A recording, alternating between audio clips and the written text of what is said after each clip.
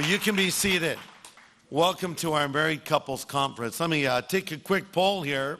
How many of you are from Harvest Riverside? Raise your hand. Well, that's pretty much everyone. How many of you are from Harvest Orange County? Raise it. Well, that's quite a few. Glad you guys could come. How many of you heard about it on the radio and you came because you heard about that? So you came from the radio. Great. Very good. How many of you are sick of raising your hand? Raise your hand. Okay. Now, let me ask this. How many of you have been to our married couples conferences before? Raise your hand. All right. Now, how many of you have never been to one before? Oh, that's quite a few of you. Really glad to see you guys. Really glad to see you. You know, this is a special time to focus on your marriage. And I'll tell you what, if there ever was time well spent, it's what you're doing tonight and tomorrow and Sunday. Kind of a fun thing we're going to do with you Sunday, especially for those of you that are from Harvest Riverside, is we're going to do our Sunday service over at Harvest Orange County. So you guys are going to come and join us over there. We're going to have some seats set up for you. And Pastor James, who I'm going to introduce in a moment, is going to be giving the message so you can check out your sister church. We're really one church, two campuses, but you can come and see what the Lord is doing at Harvest Orange County. I think that'll be a great time. You know, years ago, I used to have a 1957 Bel Air convertible. Tropical turquoise was the color. It was a beautiful car. I'm really kind of sorry I sold it because I got a really good deal on it. But here was the problem. When I would drive it, no one wanted to drive from my family in this car with me.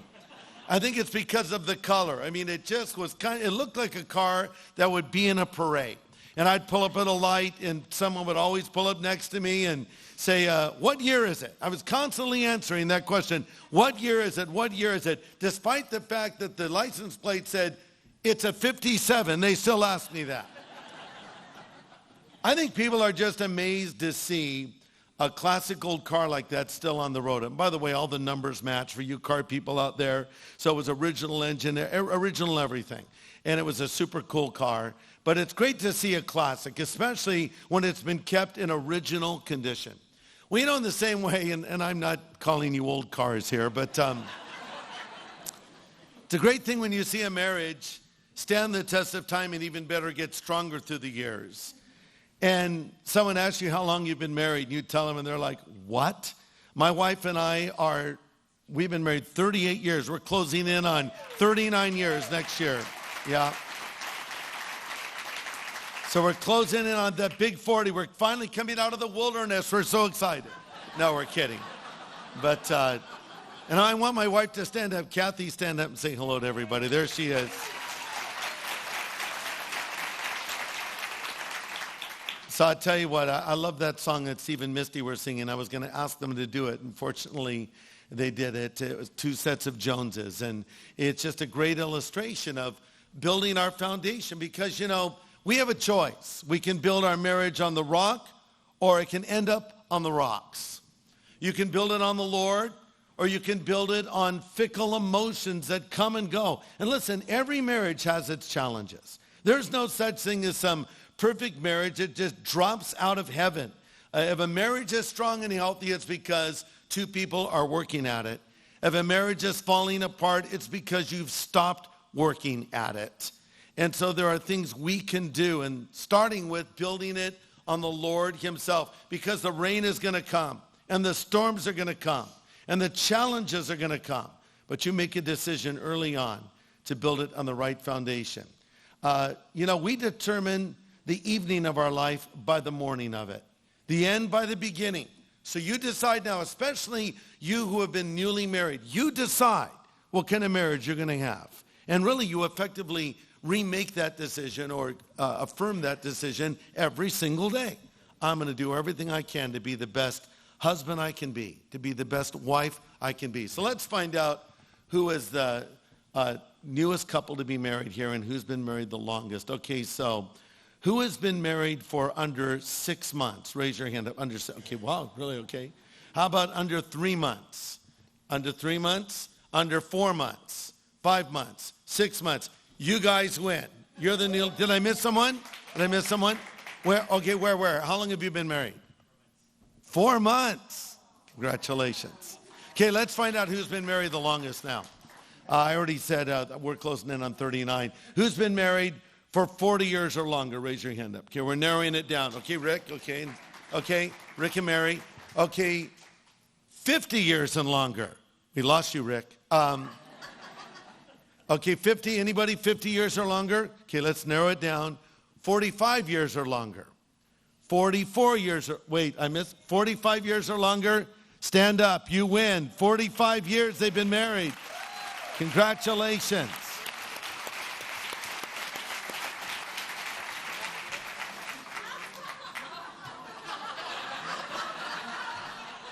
I want to give you the guitar of Steve Wiggins.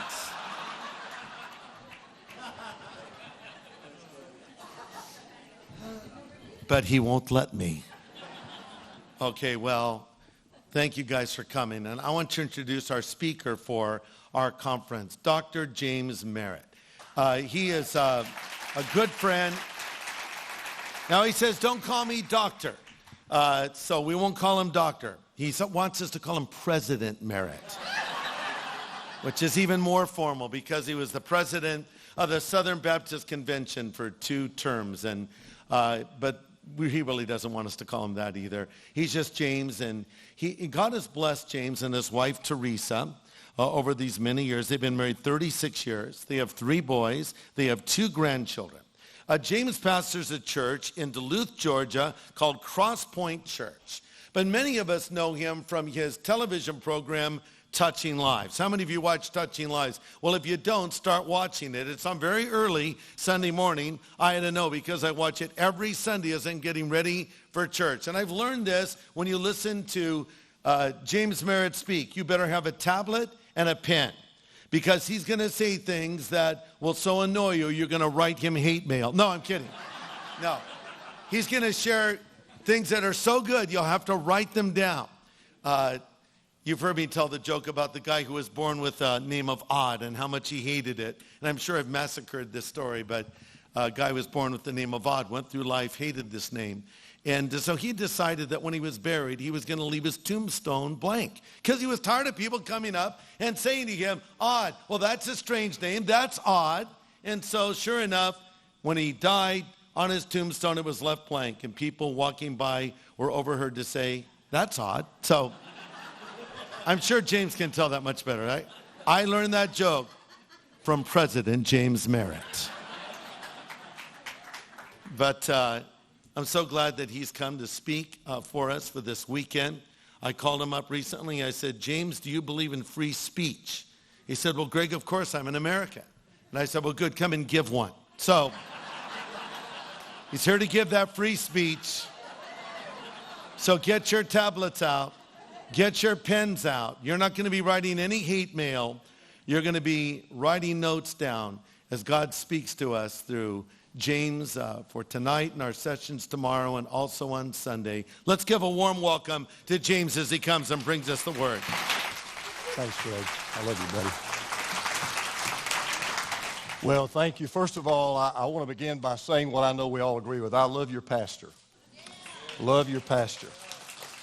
He and his sweet wife have been such an inspiration. We all know what they have gone through, and they've been such an inspiration to me and Teresa and to so many around the country. And first, before I forget it, let me introduce my wife, Teresa. Teresa, if you'll mind standing up. We have been married for 36 years. I want to tell you, I am more in love with my wife today than I was the day I married her. I tell her all the time, if you ever leave me, I'm going with you. I really do love my wife. And listen, I really need you to pray for me and kind of bear with me. You know, it's kind of a double whammy for me because, first of all, I'm on Eastern Standard Time, right? So it's 10 after 11 my time. Well, what's worse than that, I just got back from India. And so I don't want to be like the pastor that dreamed he was preaching and he woke up and he was. So I want to be kind of careful there. But in the spirit of the season that we're in, let me go ahead and tell you before I even say anything, I'm James Merritt and I approve my message. So I just wanted you to know that. Now, let me say to those of you who've been married 40 years or longer, I don't know what I'm up here saying to you, right? You really probably ought to be up here teaching me. But, you know, what Greg said a while ago is so true. Teresa and I have been married 36 years. We don't have a perfect marriage. Now, I will tell you, we have a distinct marriage. We have never had an argument in 36 years. Now, we've had discussions you could hear all over the neighborhood. We have never had an argument. But I will tell you how I feel about my wife. One of my heroes is Winston Churchill. First of all, great leader, great man, and a great wit. There was a lady that did not like him. Her name was Lady Astor, and they used to have legendary arguments. They were at a banquet one time, and he always knew how to kind of get her goat. You know how to get somebody's goat, right? Find out where they tie it. So you get that in waves. You know what I'm saying? This group gets it, then that group gets it, and so on and so forth. Which, oh, by the way, I'll tell you what I love about coming to Southern California. I love it when people come up to me. Like we were at a restaurant today, and a waitress said to me, "So what part of the South are you from?" You know, I really like that. They can figure it out. If you can't figure it out, I'm just a Southern boy. I kind of grew up Opie Taylor. That's kind of my my claim to fame. But anyhow, Churchill was at this banquet with Lady Astor, and they got into this big argument, and finally she just had enough, and she said, "You know what, Winston?" She said, "If I were your wife, I would poison your coffee." Didn't miss a beat. He looked at her and said, "If I were your husband, I'd gladly drink it." Now,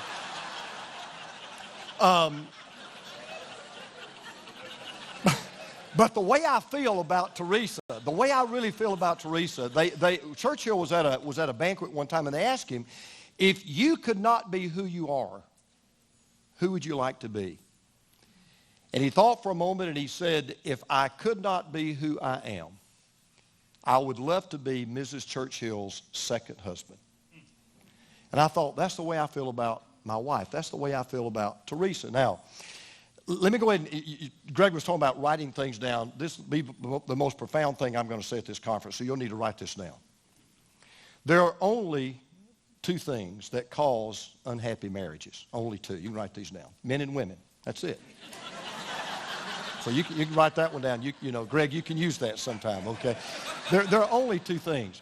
But let me tell you, when Greg asked me to come, and I've been here several times, and I'm honored to be with one of the great pastors, one of the great churches, but when Greg asked me to come, I do have a burden for marriages and for couples because, and I know the pastor has the same experience I do, there are a lot of loveless marriages, even in churches.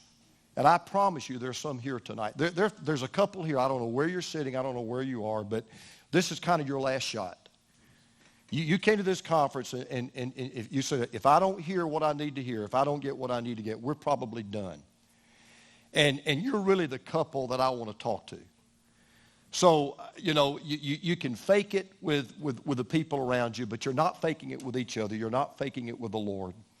So tonight it's interesting. By the way, you guys did a great job with the music too, Steve. You and Misty. I would have come for the music. I really would have.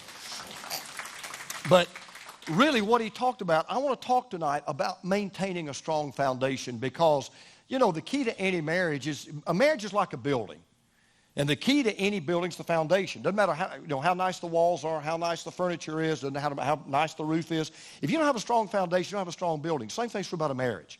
And so I want to talk to you about having a strong foundation because I've learned there are two types of silence in a marriage. There's what I call a sweet silence and there's a sour silence. There's that sweet silence of comfort, familiarity, intimacy. You just join being in each other's company. And it's that kind of connection where you say to each other without saying it, we don't even need to talk. Well, Teresa and I today, we went up to you called it Fantasy Island. It's not Fantasy Island, it's Fashion Island. Tells you where her mind is sometimes. But anyway, we were in Fashion Island. And we were just, thing's massive. That thing is huge. And we were just walking around. And I was thinking about the conference tonight. And we didn't talk a lot. We don't have to talk a lot. Because 36 years of intimacy and friendship. She's my best friend. And there's that kind of silence where you don't need to say anything. You're just being together. But then there's that sour silence. And it's that silence that's born out of years of neglected communication. It's that situation where a couple may be sitting only a table apart, but they may as well be an ocean apart. As the old song goes, there's a wall between us, It's not made of stone. The more we are together, the more we are alone. And maybe that's you tonight. And you're saying, man, James, that's exactly the way I feel. Well, I do believe it is God's will for every couple to celebrate the way they communicate. I really believe it is God's will. And in fact, I find that in the Bible. It was God's will from the very first wedding ever done. It really is God's will for you to live happily ever after. It really is. As a matter of fact, the last line of Churchill's autobiography was this: I got married and I lived happily ever after. It is God's will for every marriage to be a happy union, not a civil war. Ecclesiastes 9:9 says this: enjoy life with the woman whom you love all the days of your fleeting life, which is given to you under the sun. Now listen to this. For this is your reward in life. God says a happy marriage is not just my will for you. It's not just my purpose for you. It is my reward for you. It's a reward that I want you to have. It's something I want you to enjoy. Proverbs 5:18 says, rejoice in the wife of your youth. And I'm not being overly idealistic when I say that God's intention for marriage is that it be one long romantic cruise. And unfortunately, what God intended to be a cruise ship for some of you has turned into a battleship. And it's taken on a lot of shots lately, and it's rapidly taking on water. I want to share this with you. This really broke my heart. There was a study that was released several years ago called The State of Our Union, the Social Health of Marriage in America. It was produced by the National Marriage Project at Rutgers University. It was conducted by a very highly respected researcher I've read after many times. His name is Dr. David Popenoe. He's a real big expert on marriage. And Dr. Barbara Defoe Whitehead. They collaborated on this study. And they began their report with this overview. And I want you to listen to what they said. Key social indicators suggest a substantial weakening of the institution of marriage. Americans have become less likely to marry. When they do marry, their marriages are less happy. Married couples face a high likelihood of divorce. And from that overview, that general overview, they gave these specifics. As a couple's relationship, marriages are more likely to be broken by divorce than by death. Americans are living longer, marrying later, exiting marriage more quickly, and choosing to live together before marriage, after marriage, in between marriages, and as an alternative to marriage. A growing percentage of American adults will never marry. Marriage is also quietly losing its place in the language. People now tend to speak inclusively about relationships, intimate partners, or here's the favorite, significant others. God's intention is for marriages to be happy, to be fruitful, to be long-lasting. The number of unmarried, this blew my mind, the number of unmarried cohabiting couples has increased 865% since 1960.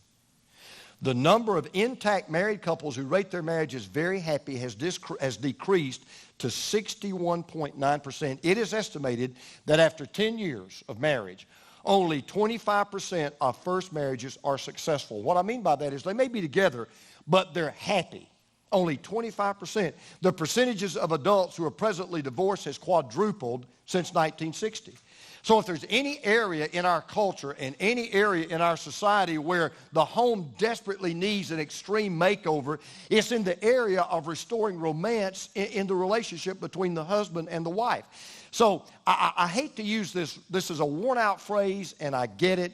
But I'm also convinced after 36 years of marriage, it really is the absolute essential to having a happy marriage, and that is communication. And I've learned, I don't do, Pastor Greg's probably like me. I do most of my counseling in the pulpit. I don't do a lot of counseling. Matter of fact, I tell my people, I'm a poor counselor. I'm if you come to me depressed, you'll leave suicidal. I'm not a good counselor. But I have learned when couples come in, I had a couple come in, in fact, he just called me today. There's a couple that they were done. They were through. They came in to see me about 4 months ago.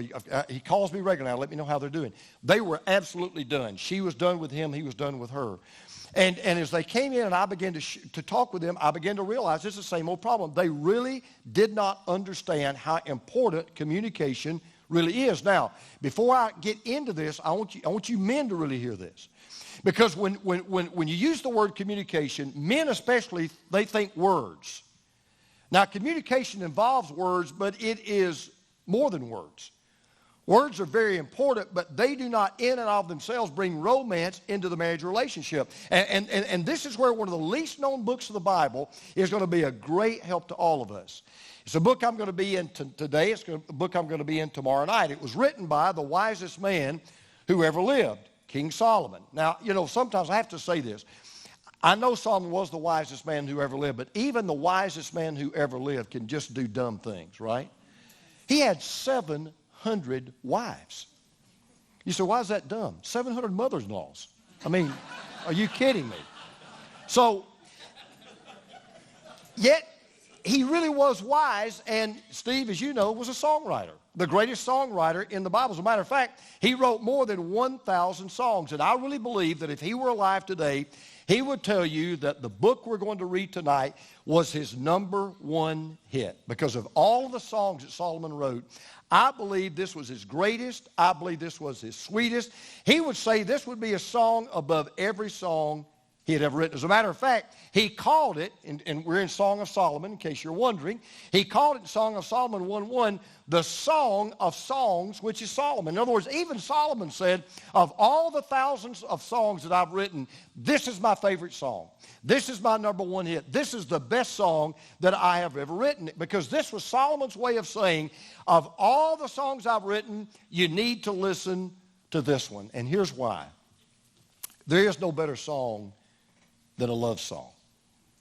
There is no better song than a romantic song. There is no better song than a song that communicates love, for a man, for, a woman. I'm, as you know, from the deep South. I'm from Georgia. I grew up right outside of Atlanta, Georgia, and I think you guys are in Nashville or were in Nashville at one time. So country music is really big, right? And one of the big things about country music is all the love songs that they're there. Some of them kind of have crazy titles, just kind of weird titles. I mean, there's one. This is true. There's a country song, and the title of the country song is, "Would you walk out backwards so I think you're coming in?" I mean, just kind of weird, weird songs. And here's a quarter, go call somebody that cares. And thank God Greyhound, she's gone. I mean, all kinds of just, weird songs. But there's something about a love song that just captures our attention. And that's what makes the Song of Solomon probably maybe the most unique book in the Bible, because the Song of Solomon is an entire book that is dedicated and devoted to the celebration of marriage and the celebration of romance and the celebration of love, including sexual love. And it's a primer on how a husband and a wife can romance each other. And so what I want to do tonight is just go to the Song of Solomon. I'm going to share with you 4 ways that we need to use communication creatively to rekindle the flame in our marriage. And by the way, I really do believe this, and I can say this after 36 years. I really believe the fire of romance should never go out. I don't believe, guys, you should ever quit dating your wife. I believe what you did to get her, you ought to do to keep her. And so some of you guys may be saying, well, now, wait a minute, you keep talking to us. Let me tell you why. Guys, you are the one primarily responsible for holding this marriage together. You know what the word husband means? It comes from an old English term. It means house band. Husbands, you are the band. You are the one to step up and man up and say to your wife, I am going to, listen, if nothing else happens, if I don't want to accomplish anything else in my life, I'm going to do everything I can to be the husband I ought to be. I'm going to do everything I can for us to have the home that we ought to have and the marriage that we ought to have. So Solomon tells husbands and wives how to communicate. So I'm going to share with you 4 ways tonight that you ought to communicate with each other, right out of the Song of Solomon. Number 1, and you would expect me to start with this, you communicate with talk. Now, here's what we read in Song of Solomon, chapter 1, verse 15. Listen to what he says. This is the man talking to the woman. How beautiful you are, my darling, how beautiful you are. Your eyes are like doves. How handsome you are, my beloved, and so pleasant. Indeed, our couch is luxuriant. And then he goes on to say in chapter 4, verse 7, you are altogether beautiful, my darling, and there is no blemish in you. Now, guys, listen to how Solomon is talking to his wife. He says, you are altogether beautiful. There is no blemish with you. And what he's doing is crystal clear. He is showering his bride with praise. He is verbally communicating to her exactly how he feels about her. One of the things I didn't tell you about our marriage, I proposed to my wife on our second date. We met, and I just tell you this quick story. This is how we met. I was a student pastor, Greg, and I'd taken a group of junior high kids up to this college for a little weekend retreat. And so they were on the bus, about 50 kids, and so I walked in and into the office. There was nobody in the office, and it was an office where there was a hallway kind of back from the reception area, and there were a bunch of offices there where the president of this college was back there. And I guess he heard me, kind of walk in, and he looked at it. He said, "Young man, can I help you?" And I told him, "Oh, yeah, you're from Atlanta. You're bringing the kids up." I said, "Yes, sir." He said, "Well, is Teresa out there?" I said, "No, there's nobody out here." He said, "Well, she must be, across the hall. Let's go find her." So, we walk across the hall, and never forget this. Teresa's sitting in a high-back chair with her back behind me. She's watching a soap opera, spending time with Jesus. And so he said, "Teresa, can you help this young man?"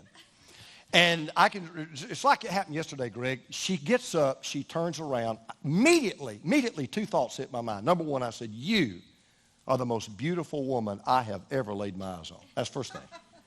Second thing I said to myself, "You wouldn't give me the time of day if you were a Rolex." That was the second thing I thought. You guys all know, we've all seen these certain, women, and you go, she would never, ever pay any attention to me. Well, I want to tell you, I was absolutely smitten. I mean, smitten. So as God would have it, she came and she got us all registered. Well, we left. That was Friday. We left on Saturday. We came back on Monday because I was bringing all my senior high kids up there for the whole week. And so, this is hard for some of you. I'm a pretty outgoing guy, but I'm really shy. I've always been real shy and shy around girls. And so I was really shy with her. And because I thought, she was not going to give me the time of day. And so anyhow, one of our kids, one of my senior high kids, well, in fact, he was a senior. He realized I really liked her, and so without even telling me, he goes to see her. And he starts questioning her. He just walks in on his own. He says, "Hey, are you dating anybody?" And she thinks he's hitting on her. And she's, "What do you want to know for?" And he said, "Well, and so anyhow, so he comes back, and cut a long story, he plays Cupid, right? And he gets us together.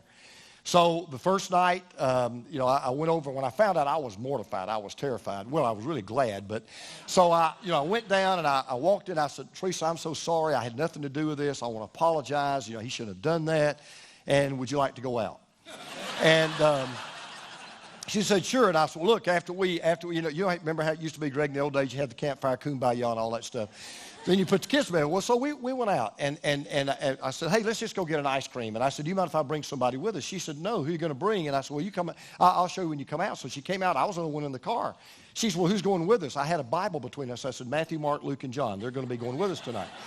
So she'll tell you, first night, first day, it was a theology course. I mean, I'm asking her every question. Are you saved? Do you know the Lord? You're a 5-point Calvinist, 4.3. What's the deal? What's going on? The second night, we went out. We went over to her parents' house. Now, her mom, God love her. I love my mother-in-law, father-in-law, great in-laws. But her mom and her dad would never, ever let her sit out in the driveway with a boy. Never. Now, they never met me. They didn't know me from apple butter. And so we were sitting there. It was about 11 o'clock, and I said, "Do you think we could just sit out here and talk?"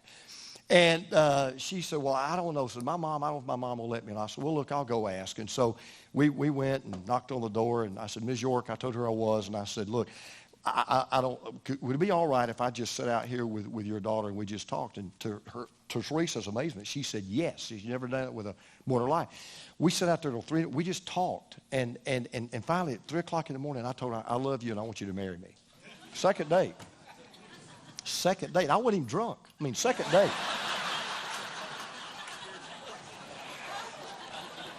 And this is all full disclosure, right? I'm just being transparent with you. So she walked in. She came in that night, woke her mother up, says, "You're not going to believe what happened." She said, "This guy asked me to marry him. I'm not going to marry this guy." And her mother said, "Never say never. You never know."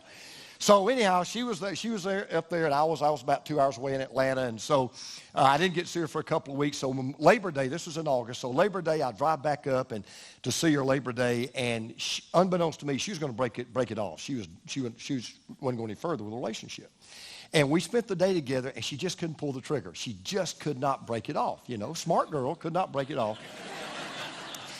So, but let me tell you how God works.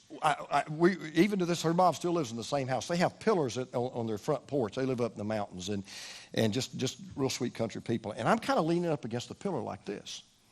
And she said, you know, I just need some time. I just really, really need some time. And I said, look, take all the time you want. I said, I believe you're God's girl for me, and I'll wait as long as I need to wait. I prayed about this, and I'm telling you, I really believe you're the one. And she said, well, I just need some time. I said, okay, look, here's the deal. I said, I won't be back. I won't be calling. I won't write. I'm not going to talk. You just take all the time that you want. And here's what she did. She came walking up to me. She got this close to me. And she looked at me and she said, you'll be back. Now, the truth of the matter is, I would have had she not said that. I would have been back.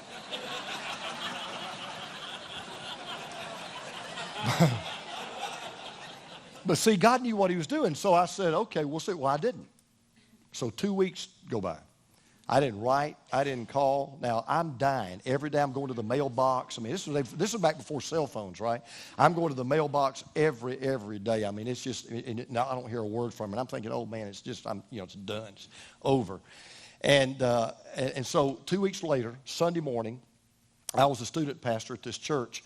And I don't know how they do it back in those days. The student pastor was also the minister of announcements. You know, they couldn't get anybody to do it, so they got student pastor to do it. So I'm in the pastor's office going over the announcements, and there's a knock on the door, and opens the door, and it's Teresa with a girlfriend of hers. I hadn't seen her in 2 weeks. She comes walking in. This is how romantic I am. You know what I said to her? What are you doing here? And my pastor said, well, Teresa, I will say hello to you. I've been wanting to meet you. I've heard so much about you and so and so. Well, cut a long story short, we spent the afternoon together. She drives back. She calls me. She gets home. She says, I love you. I want to marry you. We got married 5 months later. Now, all of that which is to say that even from the very beginning of our relationship, God was beginning to teach me things about how do you really communicate with someone? And how do you really, and men, this is very, very important. Just as much as your physical affection, as you need physical affection, your wife needs verbal affirmation. Now, I will stand up here and tell you, and I'll tell you this several times in this conference, she is a far better wife than I am a husband. And I'll freely admit that. And I don't have a lot of strengths as a husband. I'm not nearly as good a husband as she is a wife, but I will tell you one of the few strengths I have. I'll tell her many times a day I love her. And there's not hardly a day goes by that I don't say to her, I said it to her today, you are the most beautiful woman I've ever laid my eyes on. Because I understand she needs that verbal affirmation. Now, I want to warn you, you got to be careful how you do that, okay? Because let me give you an example. Listen to what Solomon said in Song of Solomon chapter 1, verse 9. To me, my darling, you're like my mare among the chariots of Pharaoh. Your cheeks are lovely with ornaments, your neck with strings of beads. We'll make for you ornaments of gold with beads of silver. Now, he says to his wife, you know, you remind me of my mare. Now, one Bible scholar said evidently, you know, she had very large hips and was a fast runner. I don't think that's what Solomon meant. I don't think that's what he was, you know, was referring to. You know, kind of like a lady I heard about one time. She'd been married to her husband for, you know, several years, and she'd bought a new dress, and she looked at her husband, and she said, honey, does this dress make me look fat? He said, no, it's your hips that make you look fat. So, you know, you don't do that. That's not, you know, you got to be careful. But see, when you understand how valuable a mare to a man was the most beautiful horse of all. It was sleek, it was graceful, it was a treasure to cherish, and Solomon knew what he was doing. He was saying, you know, honey, of all the things I've got, even the most beautiful mare in my coterie of horses I've got, you are the most beautiful. And so Solomon got it. Because there's nothing that your wife needs to know more than to know that to you, she is the most beautiful thing in the world. To you, there is no other woman but her. And one of the greatest gifts you can give your wife, men, is the gift of words. Now, I told you, I'm going to be very transparent in this conference, as transparent as I've ever been, and I'm going to be very honest. This is a weakness of mine. Because like a lot of you men, when I come home, and, our job, Greg, is to talk. We talk all day long. That's our job. And when I get home, I'm not in a talking mood. I read the other day where the average man speaks 12,000 words a day. The average woman speaks 24,000. My problem is I walk in the door, mine are used up. She's still got 12,000 to go, right? So somebody, and let me kind of dispel a myth tonight for all you guys out there. I've heard guys say this, well, my wife is a big talker. I'm just not a big talker. That's absolutely not true. You get on the right subject, and a man will talk your head off.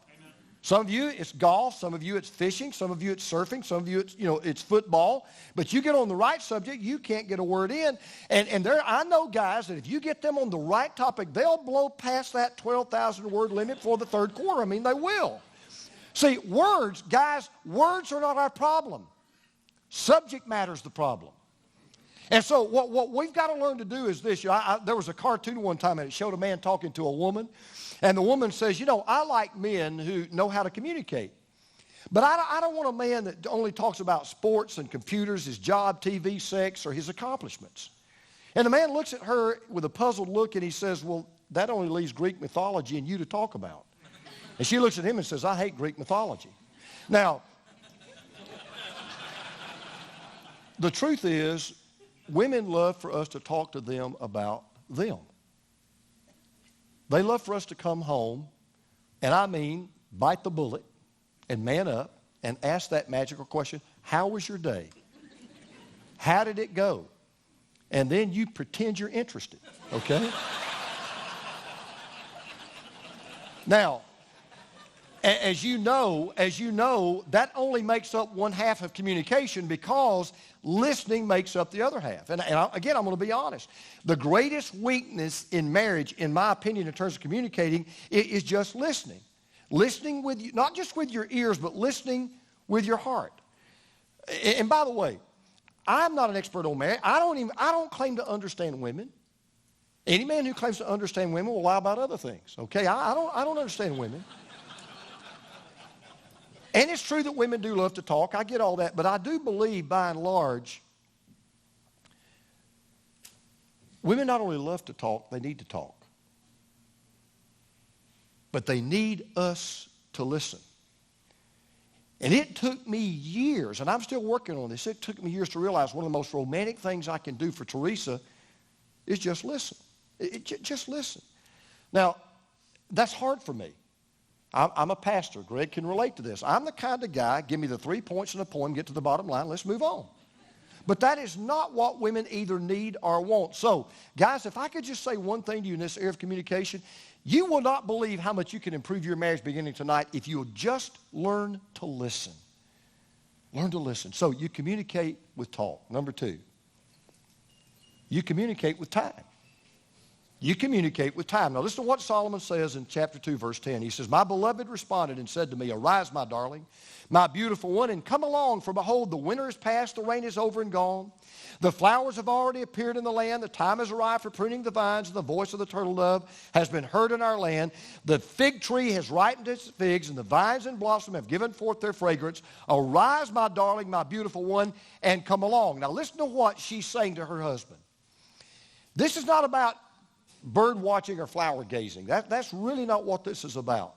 What she's saying to him is, can we just go away and just spend some time together? I just want some time. I don't need stuff. I don't need what you can buy me. I just need what you can give me, because that really is how you spell love in a marriage, Time. And when we take time to spend time with each other, that's the way we really communicate that we really are the number one priority to each other. You know, there's a buzzword that's used a lot of time in marriage, and it's called intimacy. I got news for you. Intimacy is a lot more than sex. And intimacy is never automatic. There's no such thing as instant intimacy. And above everything else, if you want to have intimacy in your marriage, it really takes time. I read this the other day. Listen to this. The average couple Even after 20 to 25 years of marriage, the average couple spends about 26 minutes per week in conversation that is not just superficial talk. The average couple spends more time watching television than they do just talking to each other. You know, one of the things that Teresa has really emphasized to me in our marriage is the importance of a weekly date night. Usually that for us is Friday nights. And I've learned that one of the ways I can continue to romance Teresa is to continue to date her. And you would be amazed, guys, how far it goes when you say to your wife, when you say to her, take a night, Friday night, Saturday night, whatever, Thursday night, doesn't matter what night it is. This is your night. We'll do whatever you want to do. And then don't just date your wife once a week. Every now and then, get away. You know, just have a romantic getaway. You know, when the bride says to Solomon in chapter 7, verse 11, she says, come, my beloved, let us go out into the country. Let us spend the night in the villages. She's not suggesting a shopping trip. She said, can we just get away from everybody? Get away from the kids. Get away from the work. Get away from the house. Get away from the computer, and let's just spend time together. My wife and I, we live about 4 hours from Gatlinburg, Tennessee, Pigeon Forge, Tennessee. We love the mountains in the fall. And something we've done, I guess, close to 20 years now. The third week of October every year, my staff knows this, my church knows this, third week of October every year, we go to the mountains together. Did it even when our kids were young. We'd leave the kids with our mom and dad or her parents, and we go to the mountains together. And here's what I do when I go to, it's one of the best things I've ever done. She knows this when we go up there. What do we do when we go to the mountains? Whatever she wants to do. Every single day, whatever you want to do. You know, one day, and she's always got it planned out. You know, one day there's a big outlet mall. So one day we go to the outlet mall, right? One of the most thrilling days of my life. But we go to the outlet mall. And we shop, and we walk, and we talk. And then, you know, she'll bring a blanket. We'll go, next day we'll go out into the mountains, and we'll read. Or she likes to go hiking, or, you know, whatever. And we'll talk, and it's just one of the greatest things we do in our marriage. And so what I'm saying, guys, is this. Find ways you can spend time with your wife. You know, believe it or not, go to the grocery store with her. Pretend you enjoy it. But you know, go to the grocery store with her. Go with her to run errands. Just hang out. I mean, if you really love her, you know, like if you live in the Deep South, the way I show my wife I love her is I take her to Georgia football games. That's the way I show it. But find some time where you can just spend it together. And I promise you, guys, I promise you, if you'll focus on romantic locations and activities and restaurants and creative getaways, and you'll just take time to let her know, you are the most important thing to me. I'd rather be with you than anybody else. My boys know. I've got 3 sons. We name them Eeny, Meeny, and Miny. We ain't having no mo. They're my best friends. I love being with my boys, but my boys will tell you, if I can only spend time with one person, it's her. Because let me tell you something, and those of you who have been married for a long time know this. What really is tragic is to watch a couple get to an empty nest and look at each other and go, who are you? Because you spend all your time pouring your life into your kids. And I'm going to warn you something. The way you start out is the way you end up. You started out just the 2 of you. You're going to end up just the 2 of you. So you better make sure that you've got a relationship that is stronger than super glue. You better make sure that you know each other. You better make sure that you really are married to your best friend. And you better make sure you really are together. You communicate with time. You communicate with talk.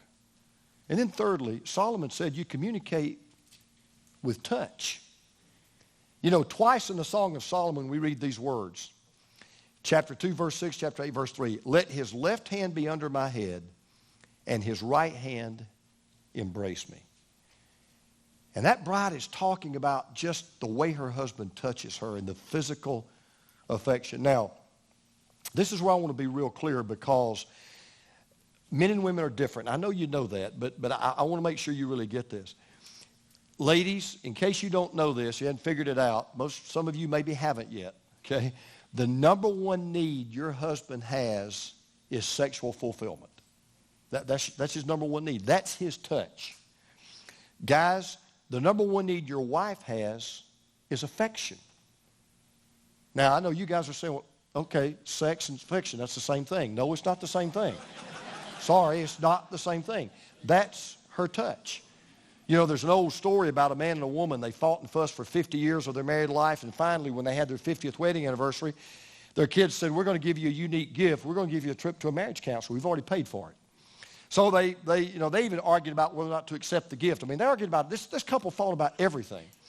Well, they even argued about who's going to drive to the appointment. Then they argued about who's going to start talking first. Well, after listening to this couple for about 15 minutes, the counselor gets up, walks around the desk, picks this lady up, gives her a big hug, gave her a big Hollywood kiss, turned to her husband and said, look, guy, she needs that at least 3 times a week. He said, no problem. I'll bring her in Monday, Wednesday, and Friday.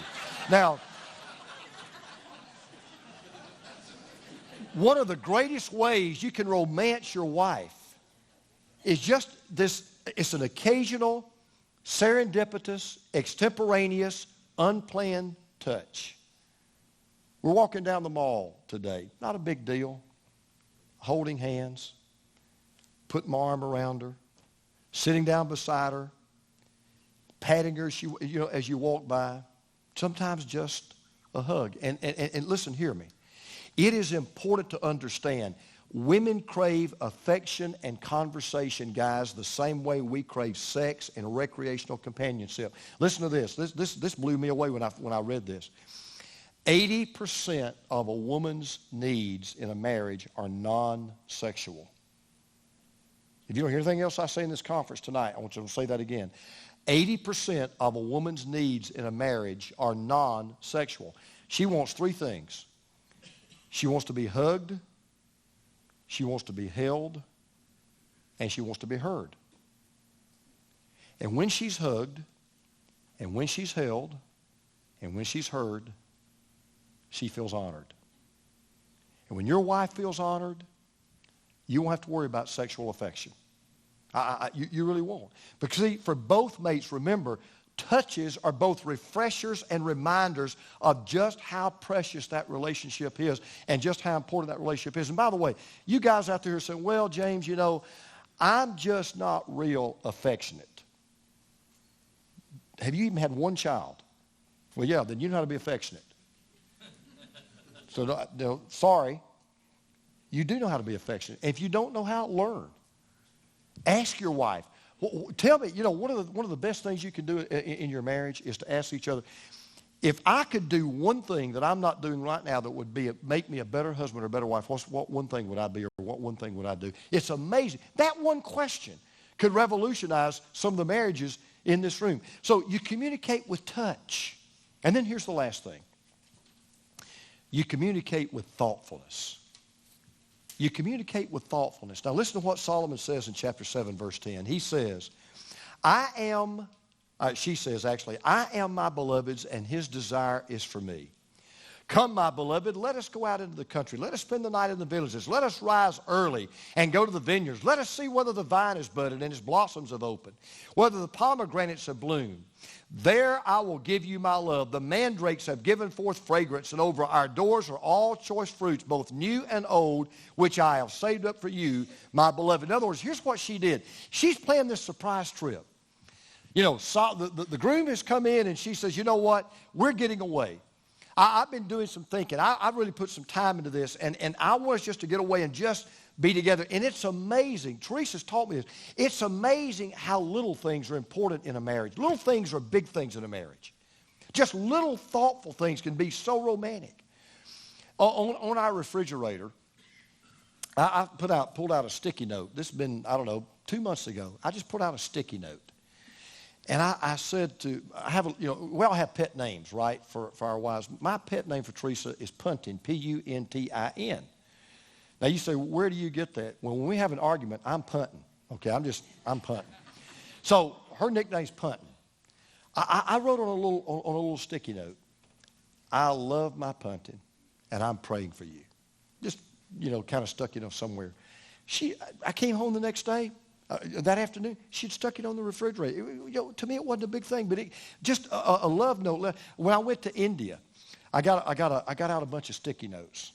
I didn't say anything to her. She actually went to go take care of our grandchildren, and I had to go to the airport to fly out. I got a bunch of sticky notes, and I started, I love you. I've always been faithful to you. By the way, that's one of the things I do, just FYI. I started this about 20 years ago. Every night we go to bed. I've done this for, 20, 25 years. Every night we go to bed, I tell her I love her, and I'll say, I've always been faithful to you. I've done that for, I don't know, maybe 25 years. I remember one night I came home. I'd been out preaching. I drove in from Alabama, actually, Greg. Got in about 1 o'clock in the morning. I was worn out. I was tired. And I got in the bed. I'm thinking she's asleep. And, you know, I kind of get under the covers, and I just want to go to sleep. And in the dark, she says, well,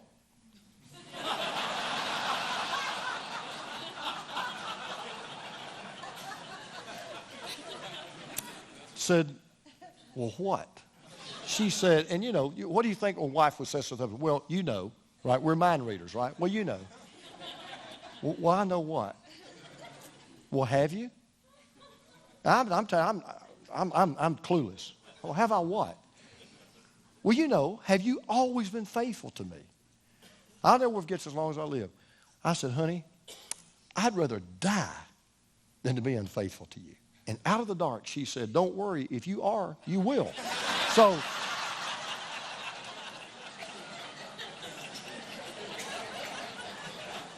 it's amazing how just little things, but I got these sticky notes.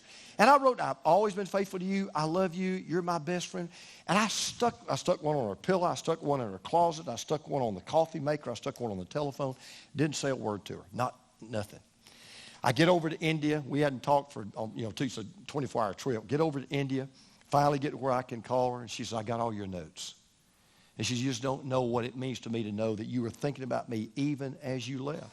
You know, one of my heroes, and I'm not trying to get political here on you at all, but one of my heroes is Ronald Reagan. I love President Reagan. I loved him as president. I love just his great sense of humor and all.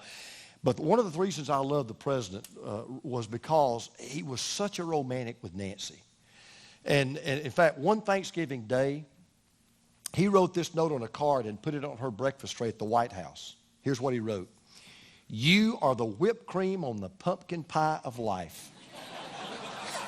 And boy, am I a dessert man. So, I mean, their love for each other was legendary. And so let me just say this to you guys again. You know, gifts for your wives. We've somehow got this idea, which is so wrong, that gifts have to be expensive. They don't have to be. Now, they don't have to be just practical either. Don't give your wife, if you're trying to be romantic, do not give her a waffle iron or a dustbuster, okay? That's not the way to do it. But be creative. We were walking down the mall today, and there's a store there. It's called Restoration Hardware. Teresa said, I love that store. I said, you're kidding me. I love that store. So we go in there, and she's walking. I said, what do you like? I just love this. I'm filing that away. Okay, she likes that store.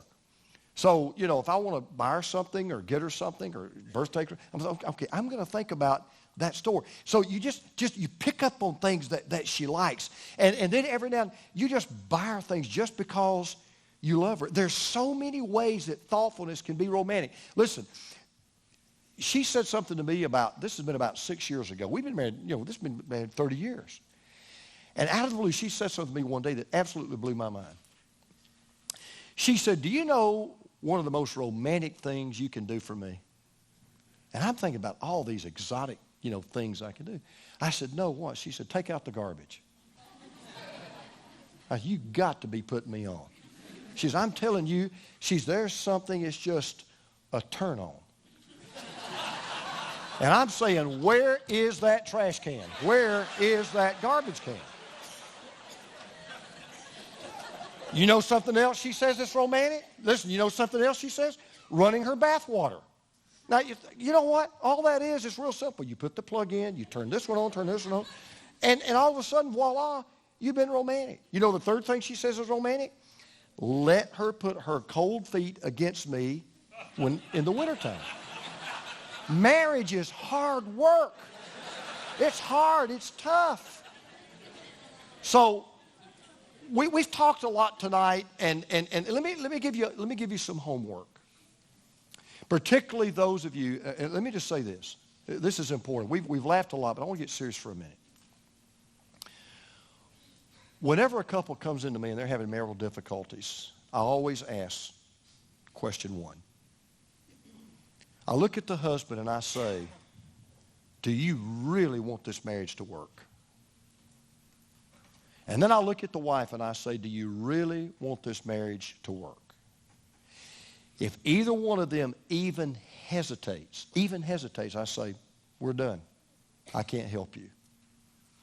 Because not even God will force you to work out a marriage if you don't want to work it out. So I can't, I'm not on your side. I'll tell the husband, I'm not on your side. I'm not on your side. I'm on his side. And I know he wants this marriage to work. There are no problems too big to solve, just people too little to solve them. And I want to tell you tonight, you're here and you're saying, boy, James, but you're not in my marriage. You just don't know how bad our marriage is. No, I don't. And I don't know what kind of marriage you have, but I'm telling you this. With the help of God, you can work your marriage out. Greg was right about what he said a while ago. And Stephen, what he said. If you really want to have a happy marriage, you can. Yeah, it's hard work. It's gut-wrenching. It's tough. And my mentor and my hero, Adrian Rogers, said what every marriage needs is 2 funerals. I preached a series, Greg, not long ago called All In. And I carry a coin with me all the time. It's made such a tremendous difference. I don't know if you like James Bond movies or not. Y'all like James Bond movies? I'm a big, James Bond fan. I tried that with a girl one time. I went up to a girl, and I kind of like Teresa. She was blonde, and I thought, give it a whirl. I walked up, and I said, Bond. James Bond. She looked at me and said, lost. Get lost.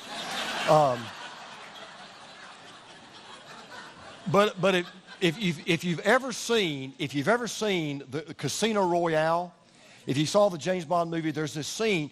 There's $115 million on the table, and they're showing this scene. We showed this to our church, and they're showing this scene where these guys around the table, they're going all in, all in. In poker, when you go all in, you're betting everything. So we came up with this idea. We made these poker chips. And on the front, it's Luke 9:23. If any man desires to come after me, let him deny himself, take up his cross daily, and follow me. So there's Luke 9:23, and then we've got our mission statement on the back. And I gave these coins out. And what I'd said in this message was, I said, if you're going to follow Jesus, you got to do 3 things. You got to deny yourself, die to yourself, and devote yourself. That's what you got to do. Well, I was at my desk, and I was working on this message, Greg, and I was working on that part about dying to self. And the Lord spoke to me and said, so what do you need to die to? Kathy, James, what do you need to die to? I said, man, I'm a pastor. I don't need to die anything. I'm good. I'm humble. I'm good. And he said, no, there are some things you need to die to. And I knew what, I didn't have to ask. I'm not a very patient person. I'm kind of ADD at times. I'm a high intensity kind of a guy. And I wish I could stand here and tell you that in all the years we've been married that I've always spoken to her the way I should. I'm not going to tell you that because I haven't. I wish I could stand up here and tell you that I never lost my temper with her. I'm not going to stand up here and tell you that I did. I haven't. But boy, God did a work in my life that day. I never said a word to her. This has been 4 or 5 months ago. Never said a word to her. So I got this little poker chip. I carry it with me everywhere I go. And every morning in my quiet time, I take that coin and I say, okay, Lord, today. And there's just several things I just died to. We had about every 4 or 5 times a year, we'll have people over at our church who are prospects or visiting or people that I don't know very well. We, couples and so forth. And so they were over at our house, and I was talking about this coin and talking about this series that we had done. And I said, there's certain things I've had to die to, even in my own marriage. And they left, and Teresa said to me, you never told me this. I said, well, I didn't want to have to tell you that. She said, I knew something was different about you. She said, you've been more patient with me in the last 5 months than you've been in all the years we've been married.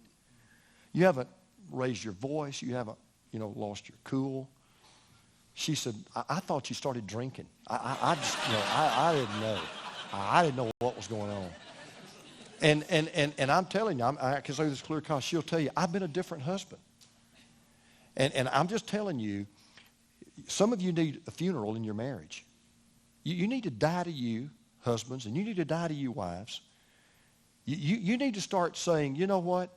Instead of me worrying about trying to make him in what I want him to be or making her what I want her to be, God, why don't you make me what I need to be? And I think I'll just let you take care of her. I'll let you take care. Let me tell you something. I'll tell you one thing I've learned in 36 years of marriage. You're not going to change her. And let me tell you the good news. That's not even your job. And you're not going to change him. And that's not even your job. Your job is to be what God wants you to be, and your job is to be what God wants you to be, husband and wife, and then let God take care of the rest. And I don't know whether you know this, and I'm going to wrap this up. I don't know whether you know this or not, but a braid of hair appears to contain only 2 strands of hair. But that's an impossibility. You cannot create a braid with only 2 strands, because if you only have 2 strands, they'll come unraveled. In order to have a braid, you got to have a 3rd strand. And that 3rd strand, though it's not immediately evident, is what keeps the other 2 strands held together. And that's why Solomon, in a book before this one, wrote these words in Ecclesiastes. He said, a cord of 3 strands is not quickly torn apart. And I have learned in my marriage, after 36 years, when Jesus is in our marriage where Jesus needs to be, I'll be who I need to be. She'll be who she needs to be. We'll be together what we need to be. Well, every time I come to Southern California, I don't know why, but I think about Johnny Carson. I love Johnny Carson. I just thought Johnny was just hilarious. And one night on the Tonight Show, Carson was interviewing this 8-year-old boy. And this young man was asked to appear because he had rescued 2 friends in a coal mine outside his hometown in West Virginia. Carson had heard about it, and so he brought the boy on his show, wanted to interview this kid. Well, it became apparent after just a couple of minutes that this young man was a Christian, that he knew the Lord. And so Carson asked this young boy, he says, do you go to Sunday school? And he said, well, yes, sir, I go to Sunday school. And Carson said, well, tell me something you've learned in Sunday school. And the little boy said, well, last week, Mr. Carson, he said, our lesson was about when Jesus went to a wedding. And you know what he did? He said, what? He said, he turned water into wine. And so the audience thought that was funny, and they kind of laughed. And so Carson said, well, so tell me, what did you learn from that story? And the boy thought for a minute, and he said, Mr. Carson, he said, I'll tell you what I learned. He said, if you ever have a wedding, you better make sure you invite Jesus. You know what? Great theology. Great theology. I don't know what shape your marriage is in. Some of you in this room, you have great marriages, and God bless you for having great ones. Some of you would be honest enough to say, well, you know, James, I don't have a great one. I've got a good one, but it's not great. And some of you may have the kind of marriage where one time Teresa got so mad at me. She got so angry. She looked at me. She said, you know, if you really loved me, you'd have married somebody else. Maybe that's you. You say, man, my marriage is just not what it needs to be. Let me tell you something. Last story I'm going to tell you. And I wanted to close with those of you, your marriage is in the intensive care unit, you're on life support, and you're about through. There's a couple in Kentucky. There's a pastor and his wife. He's pastoring a church up in Kentucky. Wrote me a letter years ago, Greg. I was preaching about marriage. This has been probably 12, 13 years ago. And I made this statement. If God can raise his son from the dead, he can raise your marriage from the dead. That's all I said. They were listening to me on TV. He was getting ready to go that morning, resign his church, and they were going to file for divorce Monday morning. And he's listening to me while he's getting ready. He said, wrote me a letter. I was tying my shoes, and all I heard you say was, if God can raise his son from the dead, he can raise your marriage from the dead.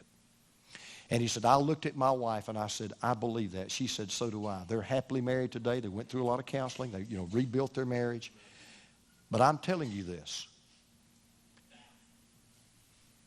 If God can do that, which is the most impossible thing of all, the reason why I'm a Christian and the reason why you're a Christian really comes down to one thing. It comes down to the resurrection. I tell why am I not a Muslim? Why am I not a Buddhist? Why am I not a Hindu? I'll tell you why. When I examined all these other things, I said, I think I'm going to go with the guy that came back from the dead. I think I'm going to go with him. I think that's my best shot. Well, if God can do that, which has never been done before, he can raise a marriage from the dead. He can rekindle the fire of romance. He can repair the cracks in that foundation. And that's going to be my prayer for you this week. Let's pray together. Father, just while I'm up here just tonight, I just want to say again in front of my wife, I'm so thankful for Teresa. I'm so thankful that she married me. I'm so thankful that you brought her into my life. And Father, I do pray that tonight and tomorrow night, that when this conference is over, that great marriages will be made better, good marriages will be made great, and those marriages that are not so good, Lord, I pray that what these couples who came seeking desperately to be helped, that you would give them exactly what they need. Thank you for Pastor Greg having the confidence in me to allow me to come and to speak to these wonderful couples. And we pray your favor on this weekend, that everything said and done would be used, not only to strengthen marriages, but to honor Christ. And it's in his name we pray.